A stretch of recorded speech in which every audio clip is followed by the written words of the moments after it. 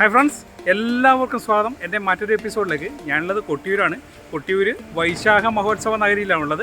ഇന്ന് നമ്മൾ കാണാൻ പോകുന്നത് ബാവലിപ്പുഴയിലെ അത്ഭുതങ്ങളാണ്. പ്രത്യേകിച്ച് ബാവലിപ്പുഴയിലുള്ള കല്ലുകളുടെ പ്രത്യേകതയാണ് ഇന്ന് നമ്മൾ വീഡിയോയിൽ കാണിക്കാൻ പോകുന്നത്. പോകാം നമുക്ക് വീഡിയോയിലേക്ക്. നമ്മളിപ്പോൾ കടന്നു പോകുന്നത് കേളകം വഴിയാണ്. തൊട്ടടുത്ത ടൗണുകളായ ചുങ്കക്കുന്ന്, നീണ്ടുനോക്കി ഇതൊക്കെ കഴിഞ്ഞാണ് കൊട്ടിയൂർ ക്ഷേത്രം എത്തുന്നത്. പോകുന്ന വഴിയിൽ നമുക്ക് ചുറ്റുവട്ടത്ത് ധാരാളം കാഴ്ചകൾ കാണാനുണ്ട്. അതിൽ പ്രധാനം ബ്രഹ്മഗിരി മലനിരകളുടെ മനോഹര കാഴ്ചയാണ്. ഇതൊരു കുടിയേറ്റ മേഖലയാണ്. തിരുവിതാംകൂറിൽ നിന്നും കുടിയേറി പാർത്തവരുടെ പിൻതലമുറക്കാരാണ് ഇവിടെ അധികവും. ഭൂരിഭാഗം വരുന്ന ക്രിസ്ത്യൻ കമ്മ്യൂണിറ്റിക്ക് ഒപ്പം ഹിന്ദുവും മുസൽമാനും വളരെ സൗഹൃദത്തോടുകൂടി കഴിഞ്ഞു പോകുന്ന പ്രദേശം. ഇന്ന് ഈ കാണുന്ന പട്ടണങ്ങളും റോഡുകളും ഉണ്ടാകുന്നതിനു മുൻപേ മണ്ണിനോടും മലമ്പനിയോടും പടവെട്ടി പുതുതലമുറയ്ക്ക് പൊന്നുവിളയിക്കുന്ന മണ്ണാക്കി മാറ്റിയ പ്രദേശം. അതിനു പിന്നിൽ കുടിയേറ്റ കർഷകരുടെ വിയർപ്പിൻ്റെ ഫലമാണ്. ബാവലിപ്പുഴയുടെ തീരത്തു തന്നെയാണ് ഈ പ്രദേശം സ്ഥിതി ചെയ്യുന്നത്.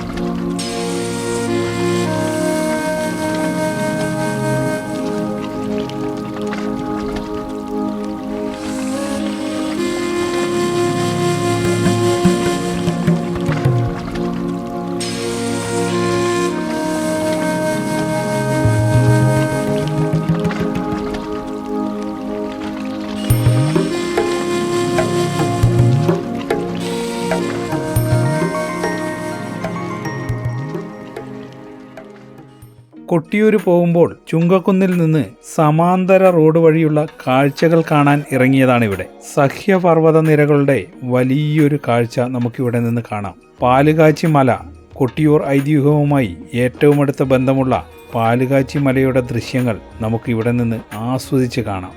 നമ്മളിപ്പോഴുള്ളത് ചുങ്കക്കുന്ന് ഒറ്റപ്ലാവ് റോഡിന് കുറുകെയുള്ള പാലത്തിലാണ്. പടിഞ്ഞാറോട്ടൊഴുകുന്ന ബാവലിപ്പുഴയും കാഴ്ചകളും നമുക്കിവിടെ നിന്ന് കാണാം. മനോഹരമായ പച്ചപ്പിനിടയിൽ കൂടി ബാവലിപ്പുഴ കടന്നു പോകുന്ന കാഴ്ചകൾ. അടുപ്പുകല്ല് കൂട്ടിയതുപോലെ 3 മലകൾ അടുത്തടുത്തുള്ളത് കൊണ്ടാണ് പാലുകാച്ചി മല എന്ന പേര് വന്നത്.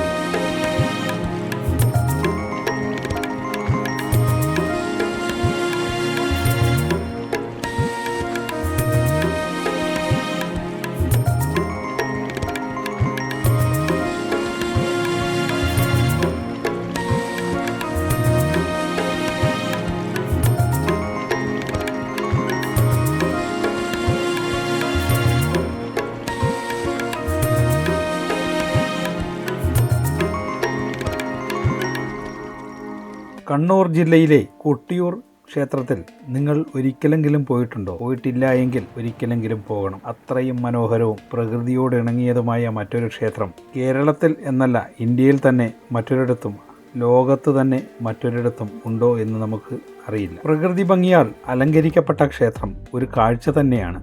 വയനാടൻ മലനിരകളിൽ നിന്നും ഒഴുകി വരുന്ന ഔഷധമൂല്യമുള്ള ബാവലിപ്പുഴയുടെ അക്കരെയാണ് ക്ഷേത്രം സ്ഥിതി ചെയ്യുന്നത്. പുഴയുടെ തെക്കുഭാഗത്തുള്ള ഇക്കരെ കൊട്ടിയൂരിൽ സ്ഥിരം ക്ഷേത്രമുണ്ട്, നിത്യപൂജകളുമുണ്ട്. വടക്ക് ഭാഗത്തുള്ള അക്കരെ കൊട്ടിയൂരിൽ വർഷത്തിൽ ഒരിക്കൽ, അതായത് വൈശാഖ മഹോത്സവ കാലത്ത് മാത്രമേ പൂജകളും നിത്യ ദർശനവും ഉള്ളൂ. വിശാഖം നാളിലെ ഭണ്ണാരമെഴുന്നള്ളത്തിന് മുൻപും മകം നാളിലെ ഉച്ചശീവേലിക്ക് ശേഷവും സ്ത്രീകൾക്ക് ഇവിടെ പ്രവേശനമില്ല. ആദ്യത്തെ 7 ദിവസം ദേവോത്സവമായും പിന്നീട് മനുഷ്യോത്സവമായും അവസാന 3 ദിനങ്ങൾ ഭൂതോത്സവവുമായുമാണ് ഇവിടെ നടന്നു വരുന്നത്. ഇടവത്തിലെ ചോതിനാള് തൊട്ട് മിഥുനത്തിലെ ചിത്തിരയിൽ അവസാനിക്കുന്ന വൈശാഖ മഹോത്സവം 27 ദിവസങ്ങളിലും പ്രത്യേക തരത്തിലുള്ള പൂജകളാണ് ഇവിടെ നടക്കുന്നത്. ഈ ദിവസങ്ങളിലായി പ്രക്കുഴം, നീരെഴുന്നള്ളത്ത്, നെയ്യാട്ടം, ഭണ്ഡാരമെഴുന്നള്ളത്ത്, ഇളനീർ വെപ്പ്, ഇളനീരാട്ടം, ആലിംഗന പുഷ്പാഞ്ജലി, തൃക്കൂർ അരിയളവ്, കലം വരവ്, കലം പൂജ, തൃക്കലശാട്ട്, ആനപ്പുറത്തുള്ള ശീവേലി എഴുന്നള്ളത്ത് എന്നിങ്ങനെയുള്ള വിവിധങ്ങളായ ചടങ്ങുകളും പാണികൊട്ട്, പാടകം, കൂത്ത് മുതലായ ക്ഷേത്ര കലാരൂപങ്ങളും നടക്കും.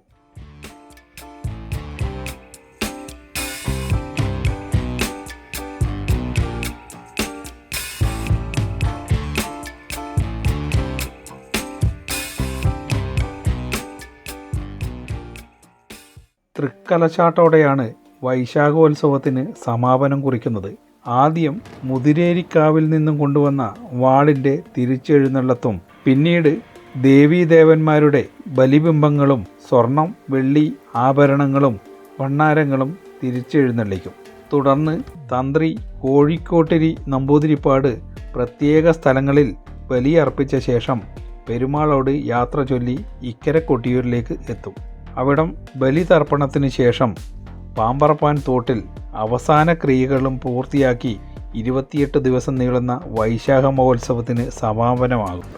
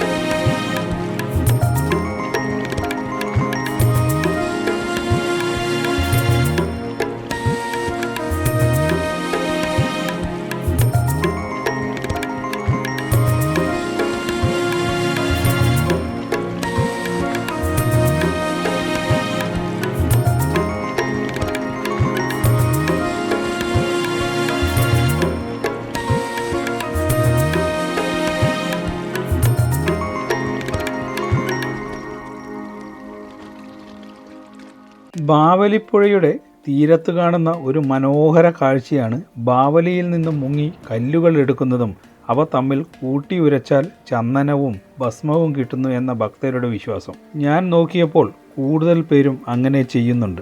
അവരൊക്കെ അത് നെറ്റിയിൽ തേച്ചാണ് ക്ഷേത്രത്തിലേക്ക് കടന്നു പോകുന്നത്.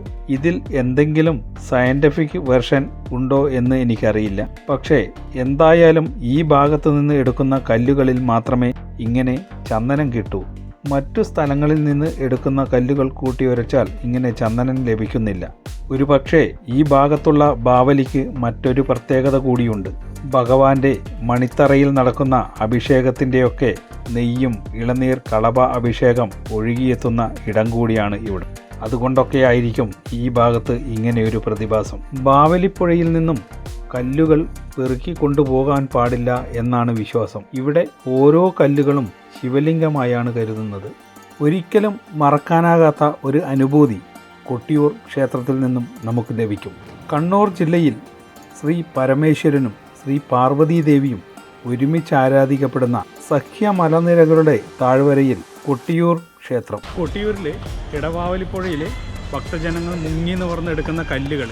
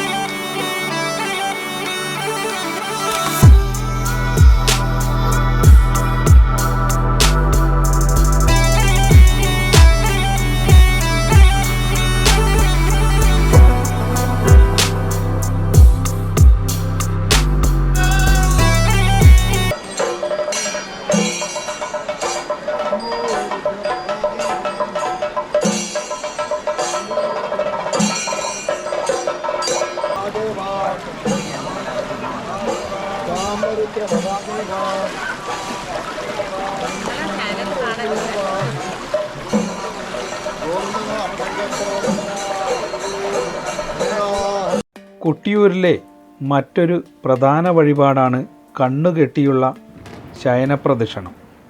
തിരുവഞ്ചിറയിൽ കണ്ണുകെട്ടിയുള്ള ഈ ശയനപ്രദക്ഷിണത്തിന് ഒരുപാട് പ്രത്യേകതകളുണ്ട്.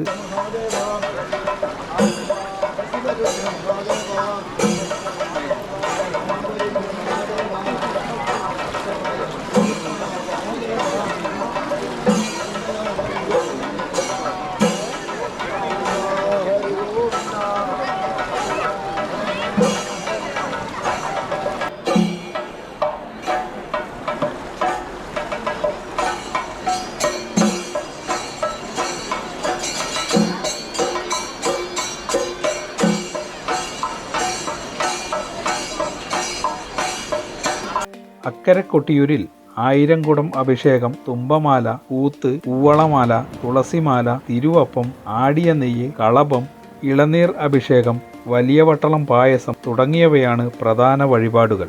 ആൾ രൂപങ്ങൾ സമർപ്പിച്ചാൽ സർവ്വരോഗങ്ങളും മാറും എന്നാണ് വിശ്വാസം. ഇന്ന് അത്തം ചതുശമാണ്. അതിൻ്റെ നിവേദിച്ച പായസമാണിത്. ആ പായസമാണ് ഞാൻ കഴിക്കുന്നത്. കൊട്ടിയൂർ അക്കര ക്ഷേത്രത്തിൽ വന്നു കഴിഞ്ഞപ്പം ഇവിടുത്തെ ഒരു കയ്യാലയിൽ നിന്ന് കിട്ടിയതാണ്. വളരെ മനോഹരമാണ് കൊട്ടിയൂർ ക്ഷേത്രത്തിലെ പായസ നിവേദ്യം. അതിൻ്റെ ടേസ്റ്റ് നമുക്ക് പറഞ്ഞറിയിക്കാൻ പറ്റില്ല. ആ പായസമാണ് ഞാൻ കഴിക്കുന്നത്. വലിയ വട്ടളം പായസം, നിവേദ്യം കഴിക്കുന്ന പായസമാണിത്. ആ പായസം കിട്ടിക്കഴിഞ്ഞപ്പം കുടിക്കുന്നതാണ്.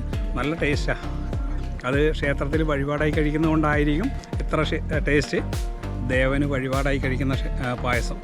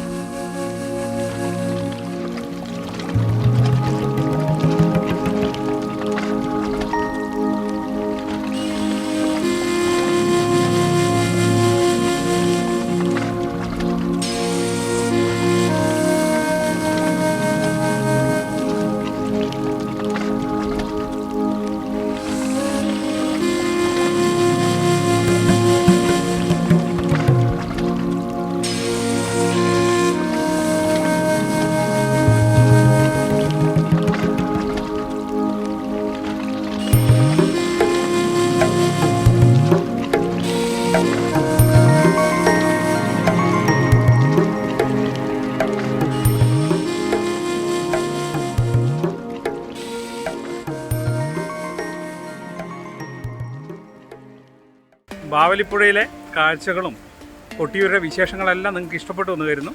നിങ്ങൾ ആദ്യമായാണ് എൻ്റെ ചാനൽ കാണുന്നുവെങ്കിൽ തീർച്ചയായും സബ്സ്ക്രൈബ് ചെയ്ത് ബെൽ ബട്ടൺ എനേബിൾ ചെയ്ത് മറ്റുള്ളവരിലേക്ക് ഷെയർ ചെയ്യുക. മറ്റൊരു വീഡിയോയുമായി കാണുന്നവരെ ബൈ ബൈ.